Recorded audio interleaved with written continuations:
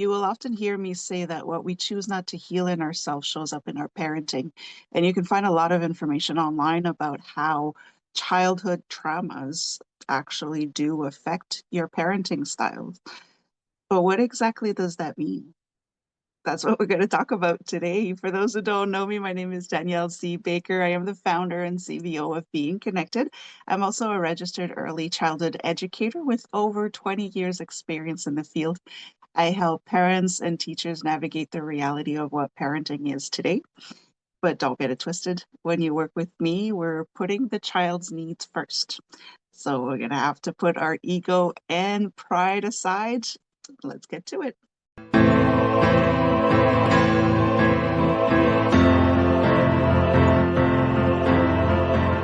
Hello and welcome to the Talk to Danielle podcast. I am your host, Danielle C. Baker. And before we get started, be sure to like, follow, and subscribe to whichever channel you're listening and watching from. And we are in season 3, so I do invite you to go back to the previous seasons and see if there are any episodes there that may resonate with you a little bit more. There's quite a variety of topics, so I do invite you to go check that out. Now, we're going to jump right in with what childhood traumas really do to our parenting style. How does that show up in our parenting? And why is it that generational patterns or generational trauma keeps going? Even though we're aware of it and we're talking about it, why does it doesn't end, right? This is the kind of work that I do. I work with families to break that pattern, to break the cycle so that our children can finally be free of that. And I will always say this needs to end with us. It doesn't have to keep going. So I'm going to walk you through really deep what that looks like. It's not just about how you discipline your children because of the way you were disciplined, or how you talk to your children or educate your children because of the way you were talked to and educated. It goes much deeper than that. And once you understand how deep it goes, you'll get to understand what was really happening with your parents when they were treating you the way that they did, and a different view of your grandparents as well. When we grow up, we just naturally believe that adults are perfect. They can't do any wrong. So when they hurt us, when they don't support us, when they don't provide the needs that we actually need, we cannot make the association that maybe they're the ones messing up, right? They're perfect. So we throw that on us. As we're little, we'll think that there's something wrong with us and that we're bad and that we're not worthy because we're making the adults upset. We don't actually think about what the mess that they're going through. And that goes into as we grow older, we don't even see it. We're just always finding excuses to explain how our parents behaved without really going deep into it. So if you ever have those conversations with your parents, and if they're open to it, you'll start to understand that your parents were just trying to figure it out, just like we are trying to figure it out. So the real way that our childhood traumas show up in our parenting will look like or feel like when we're feeling out of control with our emotions and reactions.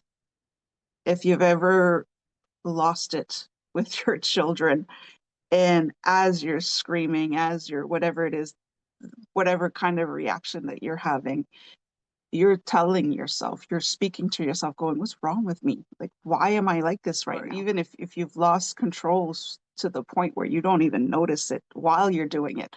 But when you're done, you're kicking yourself for the way that you reacted. That is one way that our trauma will show up, is when we lose control of our emotions and our reactions according to whatever behavior our child had. The yelling, shaming, threatening, punishing our children, that is pure trauma response. So when you were thinking, oh no, I'm raising a solid human being, they need to learn, yes, but not through that.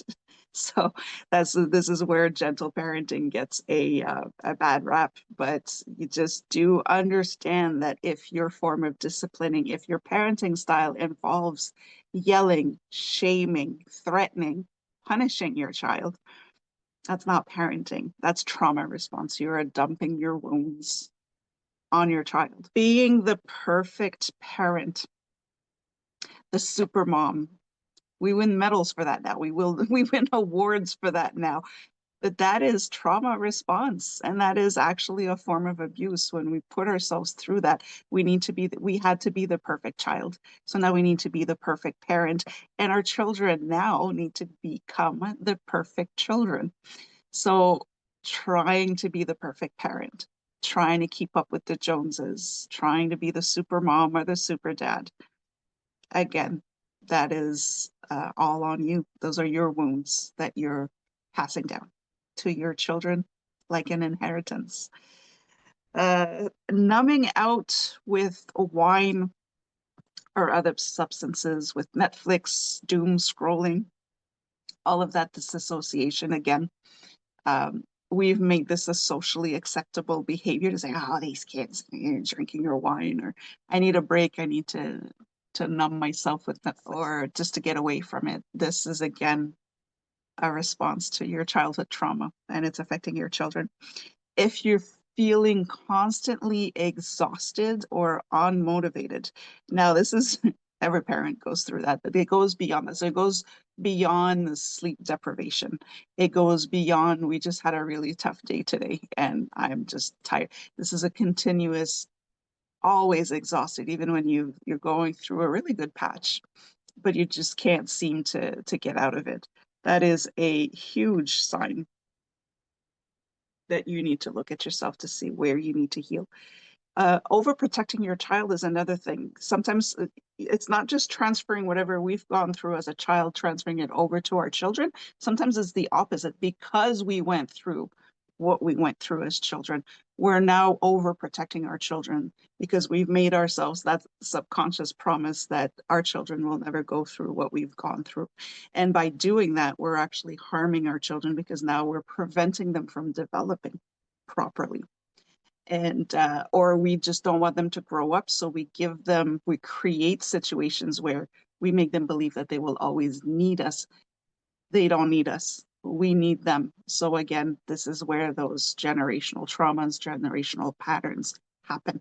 When your parents were sliding in those little comments that, nobody will ever love you like I do, or nobody can protect you like I can.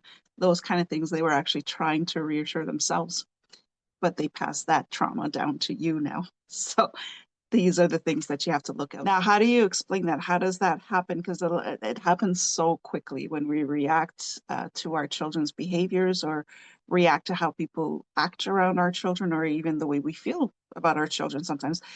This is where the science kind of falls into it. It's everything that happens to us as children gets stored in our nervous system. It actually has an impact on our brain. And I'm not going to go into that because there's a lot of information on that. But if you know about PTSD or complex PTSD, you will know that it does affect the brain. So we are traumatized at a cellular level, an electrical level in our bodies. So it will come up. And a lot of people say, well, time will heal. You've gone through some rough patches as a child, but it really doesn't. Unfortunately, that is false. Time will not heal. You cannot bury your head in the sand on that one because it's part of your nervous system. It's at the core coded or programmed into your motherboard. So you need to heal. You need to do the work. You need to let go of some things. And you do need help. You can't do this on your own. It will keep showing up. And even though you are able to control it with other relationships, when it comes to your children, they will always bring it out of you. And this is why. This is where I come in. And this is the work that I do. Our children are not out to get us. They're not out to give us a hard time. They're not out to manipulate us. They're not out to spite us. Those are not behaviors that are innate. You're not born with those behaviors. Those are behaviors that are taught. So when children act up is because they need something. If they are acting up, is because you are not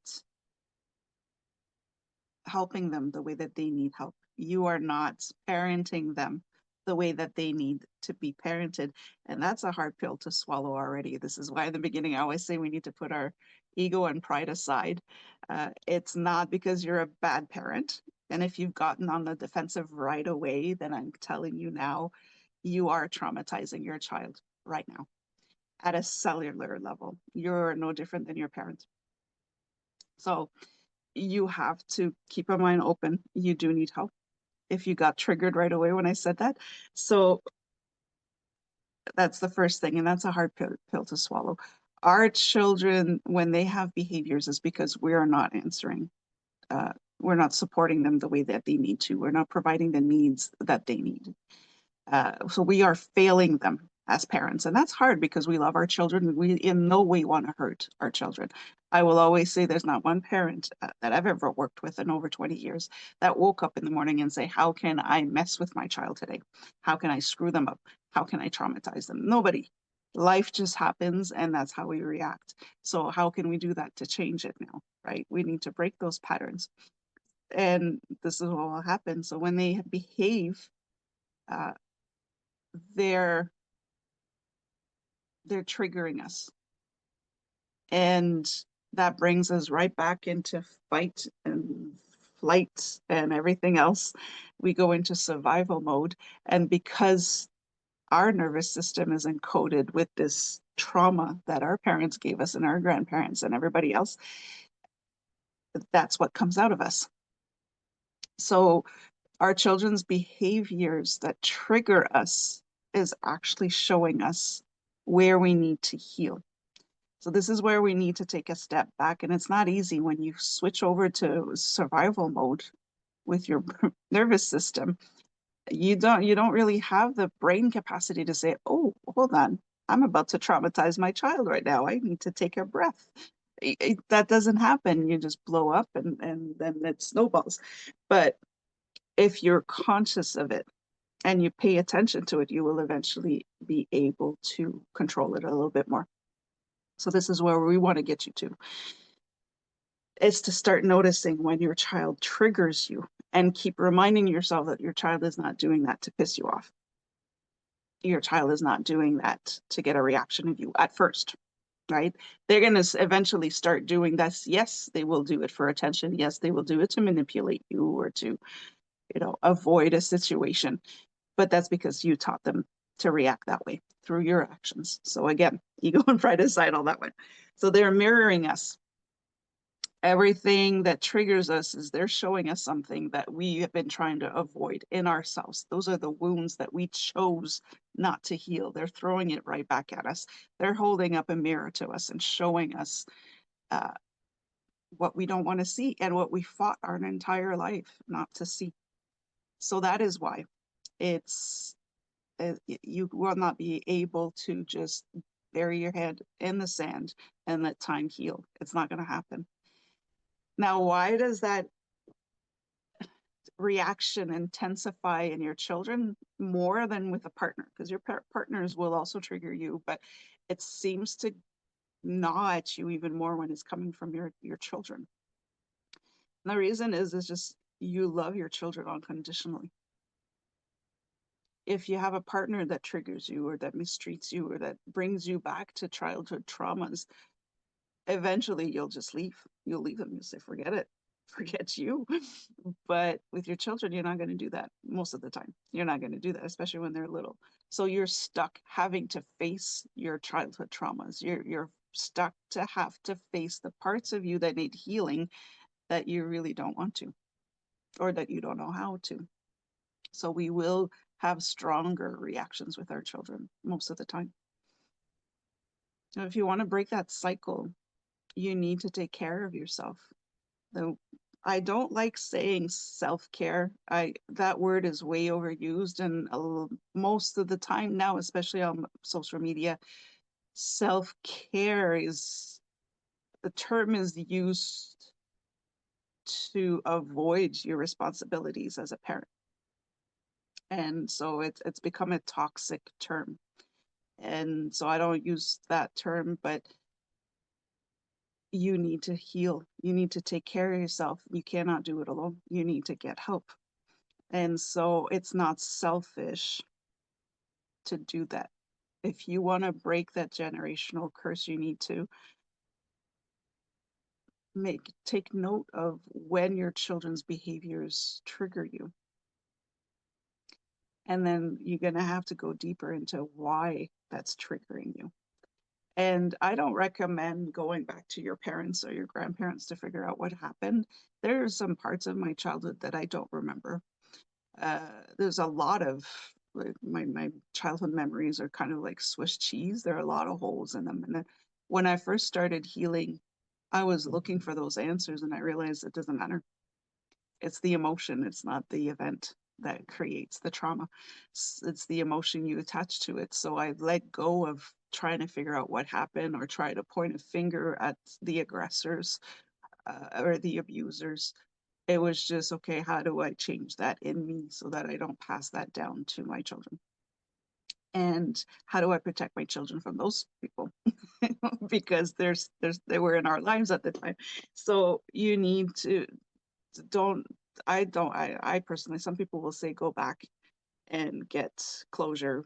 I don't believe in closure at all, because most of the time from the experiences that I've had in the last 20 years, both personally and professionally, is going to get closure will disappoint you and create even more wounds, because the person's reaction or what you're hoping to get out of the person you're approaching is not going to be what you want. They're not healing. They don't want to heal. So you need to do the work yourself. Get the help, get the support. Uh, you don't need to be spilling your entire life trauma to everybody. Again, it's not the events that matter, it's how you feel about it. And surround yourself with people that will help you. And when you do lose it with your children, explain to them that it doesn't mean that you've had a bad reaction. It doesn't mean that they are bad children. This is so important to say that I've had a bad reaction. There was something in me, the way that you acted, there was something in me. It just triggered something in me, but just know that it doesn't mean that you're bad. I had a bad reaction and I'm going to work on that. And again, get the help that you need to figure it out. And when you're deciding how you're going to discipline your children or how you're going to talk to your children or how you're going to educate your children, ask yourself, why am I doing this? Is this really what I want, or is it just because this is the way it was when I was growing up? This is going to also help you move out of an environment that wasn't necessarily healthy for you and not bring your children into that environment as well. So do take care of yourself. If you don't take care of yourself first, you're just passing down your traumas to your children. You're giving it to them as a gift and believing that's not a gift you want to have. That's what your parents did to you. So you definitely don't want to pass that on. It needs to end with us. And love your child for who they are, not what you expected them to be, not who you want them to be, but who they actually are. Your traumas are coming down from your parents or grandparents or even your community who expected you to be a certain way. And if you didn't show up like that, they would tell you and make you feel bad about it. So why are you putting your children through that? Love them for who they are. They are showing you how to heal. That's not a bad thing. It's actually a gift. Our children are giving us the gift to heal so that we can become better parents for them and that we can give them an even safer environment, a more nurturing environment for them. So I'm going to keep this episode short.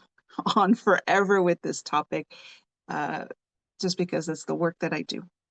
And so if you do need more information, more resources, or contact information from people who can help you, uh, do reach out. I am a real person.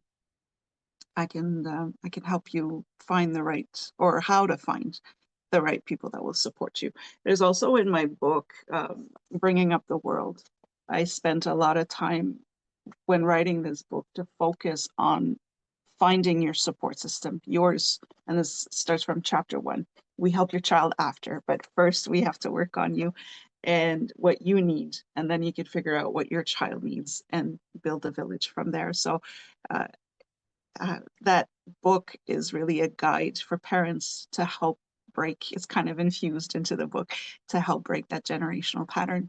And so I invite you to get the book as well if you need some more help. It does help at the root of it, uh, but in a gentle way. I don't believe in traumatizing you more because you're trying to heal from your traumas.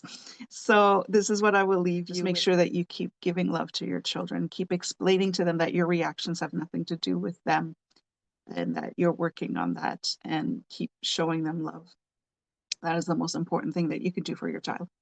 I will leave you with that. Don't forget to like, follow, and subscribe to whichever channel you're listening and watching from. Don't forget to check out the previous seasons to see if anything else resonates. And if you'd like to know more information on anything related to parenting, let me know, and I could do an episode on the topic that you need a bit more support with. I'll be more than happy to do that. So until next time, stay safe, stay awesome, and we'll talk soon.